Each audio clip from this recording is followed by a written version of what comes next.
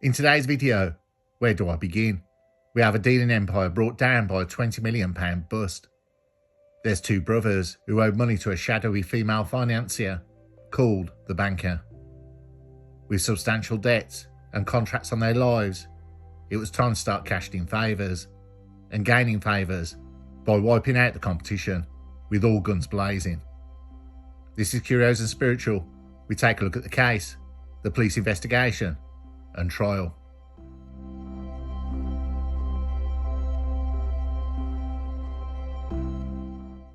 The story of Alan and John Tobin began like many others involved in organised crime, in relative obscurity. But by the time their criminal enterprise was uncovered, it had spread across the UK and internationally, making them one of the most notorious criminal syndicates in recent years. Their journey from ordinary lives to infamous criminals who ran a multi-million pound Class A trafficking empire was marked by secrecy, deception and violence. However, the real shock came when it was discovered how deeply their operation was entwined with legitimate businesses and how far their reach truly went. Alan and John Tobin were the masterminds behind an extensive network that dealt in some of the most dangerous substances available on the black market. Their primary operation involved the trafficking of Class A and Class B product, but the product was not simply moved across the UK through street-level dealers. The Tobins operated with military precision, and a network of front companies to launder the profits. Their ability to operate under the radar of the law for as long as they did was a testament to the sophistication of their operation. What made their criminal empire even more unsettling was their apparent ability to maintain normal lives. On the surface, they blended in society, even holding jobs that would make their illicit activities seem implausible. Alan, for instance, worked as a mental health nurse at the Rathbone Hospital in Liverpool, where he was seen by his colleagues as reliable and a caring individual. Little did anyone know, while he cared for patients during the day, he was also facilitating the deals of Class A product and laundering money at night. John, on the other hand, engaged in various manual jobs, including work in the construction industry. Despite their conventional beginnings, the allure of wealth and power drew the Tobin Brothers into the criminal underworld. Their entry into the dealing and supplying was gradual, starting with small-scale dealings in Class B product and eventually expanding into more lucrative Class A markets. The Tobins network wasn't limited to Liverpool or the northwest of England. They had connections with organised crime groups across the UK, including Merseyside, Greater Manchester, West Yorkshire and Cheshire. Through these links, they controlled significant dealing distribution routes. However, it wasn't just the sheer volume of product they trafficked that made them dangerous. It was their methods of doing so.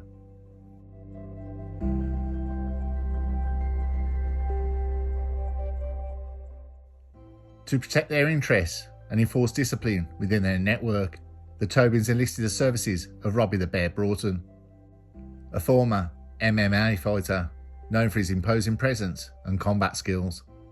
Broton acted as the brothers' enforcer, tasked with collecting debt and intimidating rivals. He played a pivotal role in maintaining the Tobins' dominance. The brothers also established connections with other prominent criminal organisations, including the Huyton firm, an organised crime group based in Liverpool.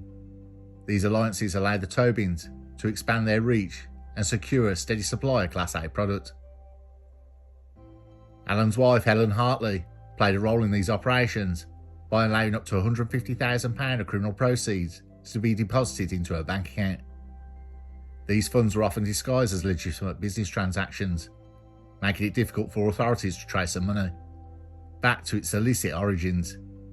These shell companies claimed to be in consulting or digital marketing, but in reality, they were a front for funneling dealer money into a legitimate financial system. Between 2016 and 2020, the Tobins' operation grew rapidly. Their connections with some of the most notorious gangs in the UK, they supplied all types of Class A and Class B. The brothers employed various couriers to transport their products, using vehicles with secret compartments to smuggle them across the country. Their clientele included heavily armed gangs like the Cullen brothers, a gang in Warrington known for their violent reputation, and Lee Stober, who ran his empire from prison.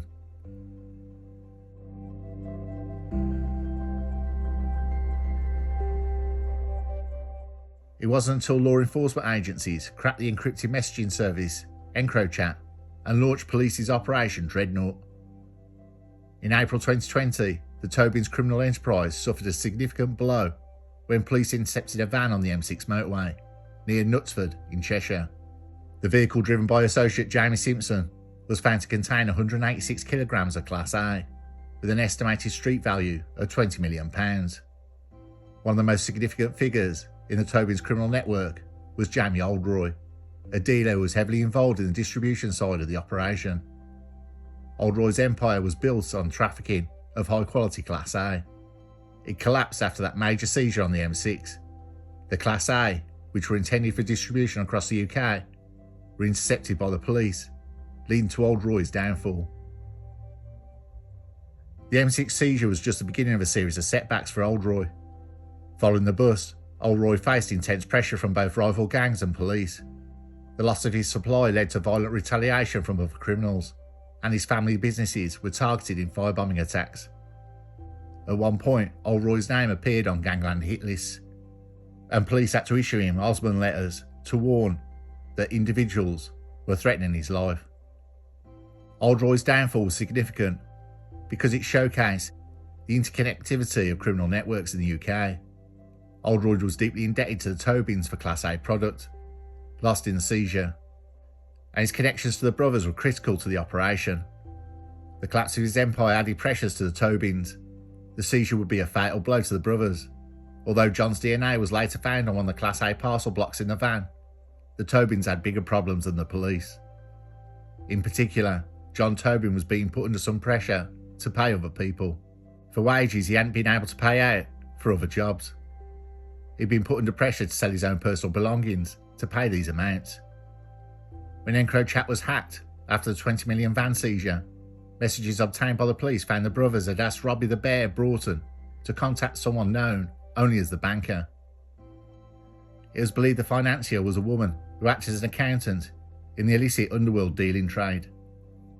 Losing the huge 90% consignment led to John Tobin being shot over debts to people higher up in the dealing trade, connected to the banker. John Tobin had turned up at hospital with a gunshot wound after being targeted.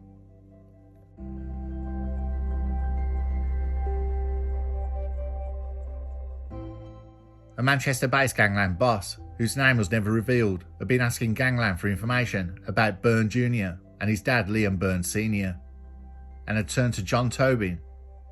The names, images and personal details of other potential targets were exchanged. Alan Tobin said, "I'm going to do them all in. Liam Byrne's, get me details, I'll fix these muppets. The two Byrnes, the dad and the son." Alan will go to send the Manchester gangland boss images of faces of the father and son, their addresses, satellite images of where they lived, and the registration numbers of vehicles they were known to use. To do so, Alan turned to associate, referred to as Rob, who used the handle Nova Bear, used by MMA fighter Broton, to get the final details. There was no evidence. Broton was aware of the shooting, but was never arrested for it.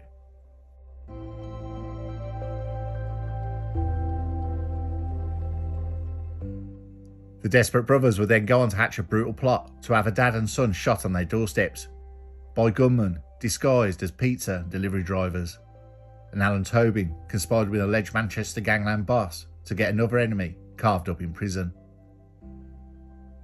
On the evening of April 24, 2020, a man called David Barnes was shot in the leg at his home. He was not the intended target of a fake takeaway driver who had knocked on the door and shouted pizza delivery. 4 shots were fired at Mr. Barnes at his home. Mr. Barnes was shot because the gunman was looking for his stepson, Class A dealer Liam Byrne Jr. Aaron Bretherton was the gunman, a serving soldier working for the Tobin Brothers. He escaped in a transit van with getaway driver Anthony Morris and Lewis Fitzpatrick. As they fled in the vehicle Morris had taken from the garage where he worked, Morris' phone searched online for news of the hit, looking up terms including shooting in Warrington. The shooting victim, Mr. Barnes' tibia and fibula was shattered by the bullet that went through his flesh and bone. He later also suffered a stroke. The Tobin brothers were getting desperate. The attack was part of a dispute over control of the movement of products in Warrington, but shot the wrong man. That very same night, another disguised gunman sought to target Charlie Cullen, the dad of Leon and Anthony Cullen, whose own fear-dealing gang had boasted access to weapons, including AK-47 rifles, pump-action shotguns, automatic pistols and revolvers. The gunman, posing as a pizza man, attended a property on Sinclair Avenue in Warrington, owned by the Cullens' dad, but rented to tenants. When the gunman heard Mr. Cullen didn't live there, he left. In the aftermath of the shooting of Mr. Barnes, the Manchester gang boss sent Alan Tobin a screenshot of a news story about Mr. Barnes being shot and told Alan Tobin to keep low. Alan agreed, replying, "Keep it just between us." Following the shooting of Mr. Barnes in Warrington, the men directly involved were soon rounded up by police. Morris was arrested when his van was pulled over by police in Southport 2 days after the incident, while Breton and Fitzpatrick were caught at their homes in May 2020. A Glock 9mm handgun was recovered from the extractor of a cooker in Breton's Everton apartment. 8 live 9mm rounds and a magazine were found in the fan in the bathroom. Gunpowder residue was also discovered on a Prada jacket and a backpack inside the flat, as was £5,000 of cash and a smoke grenade. A further £4,000 in cash was recovered from Fitzpatrick's address. The Glock found in Breton's flat was the same type of firearm as the one used to shoot Mr. Barnes, but tests showed it was not the same gun. EncroChat messages would reveal another Glock firearm. Fitzpatrick was sent to collect a gun after talking to a man on EncroChat. After inspecting the gun, Fitzpatrick complained it was wet and reeked of petrol. The seller said the gun was hidden in a shed, and that's why it smells. The gun was then dried out on a heater, and the ammunition in a cooker hood. Another Glock was used because the petrol-smelling Glock never dried out. But EncroChat captured the conversations by the handles, Ray Charlotte and Fitzpatrick's handle, Lime Eagle. With more communications on EncroChat, the Manchester mob boss also asked Alan Tobin which jail a man called Alvin was being held in. Alan Tobin asked his brother the same question, then replied to the Manchester mob boss, "He's put me and our kid in this effing hole. We're in this since it's caused us so much trouble. I'll owe you the world, bro. Carve him up." The Manchester man responded that he would like to take his eyes and kill his mum. The reason the Tobin brothers hated Alvin, he owed them £1.5 million. The nickname was believed to be used by Jamie Oldroyd, who on remand from prison now has a gangland hit on his head. Oldroyd had a car lease firm giving him an excuse for 17 different vehicles he used to move products around the country. He was once filmed with so much money, he needed machines to count it. Cheshire Police's Operation Dreadnaugh targeted Oldroyd, which led to the capture of his associate Simpson with the Class A on the M6.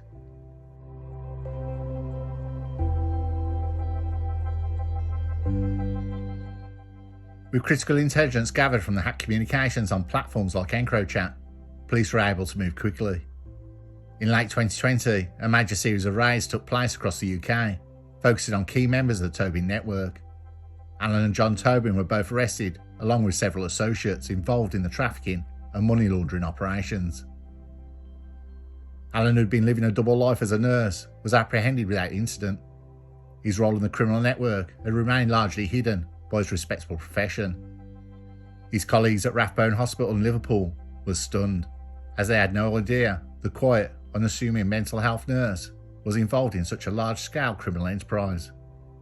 This revelation shocked the healthcare sector and prompted a review of how institutions monitor the backgrounds of their staff. John, on the other hand, was known for his more outwardly suspicious activities, but even he had managed to keep his operations under the radar for years. He was arrested at his home in a quiet part of the city, and police uncovered a significant amount of evidence linking him directly to trafficking and money laundering schemes. As the authorities moved to arrest the remaining members of the network, it became clear that the scale of the Tobins' operation was far greater than anyone had imagined. And it wasn't until the law enforcement agencies cracked the encrypted messaging services used by the Tobins.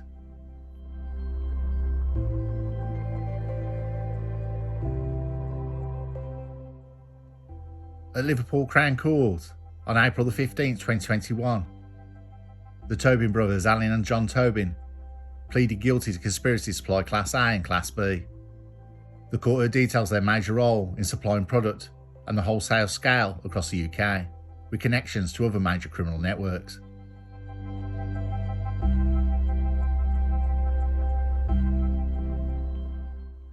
Alan Tobin was sentenced to 20 years in prison for Class A and Class B supply. Alan was handed a further 8 years behind bars for conspiring to cause grievous bodily harm, with intent to both Liam Byrne Jr. and Sr. The total sentence was 28 years. He'll serve a minimum of 14 years. Judge Driver told him, "Your input into Liam Byrne Jr. conspiracy certainly led to the ordeal and injuries suffered by Mr. Barnes." Alan's wife was also locked up for her part in her husband's criminality, for possessing criminal property. Mum of two, Hartley, was jailed for 9 months. John Tobin was sentenced to 19 years and 8 months. John was handed a further 2.5 years for participating in the activities of organised crime group, taking his term up to more than 22 years. He'll serve a minimum of 11 years. 3 members of the Tobin Brothers gang were also jailed.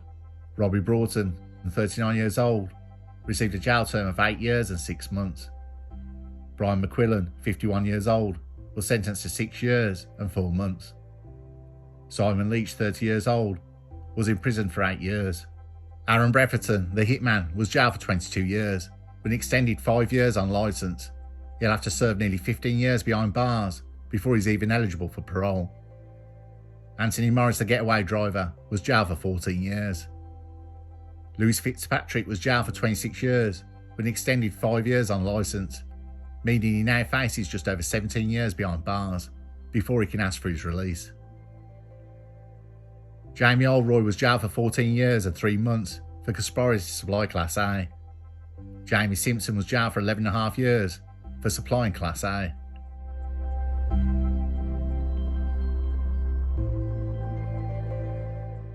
In March 2023, a representative said Liverpool Crown Court had been told the brothers and 2 others had benefited to the sum of £20 million. Cheshire Police said while not directly involved, Alan Tobin's wife and mother-in-law had profited from his criminality. The force said a judge had ordered that Helen and Anne Hartley's homes be seized following a proceeds of crime hearing. They were ordered to pay a combined total of more than £690,000 or face further jail time.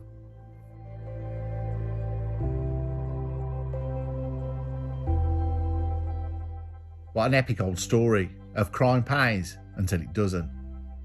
As we've seen before, nearly all these shadowy criminal ventures are financed by concealed money men and women, and a woman who, if you owe, will have you shot, known as the banker. I'm sorry, when I keep hearing the name the banker, I just think of the person on the other end of the phone. It's that fabulous all-round entertainer, Noel Edmonds. Miss you, bro. Anyway, while their arrest marked the end of their operation, the impact of their crimes continues to be felt today.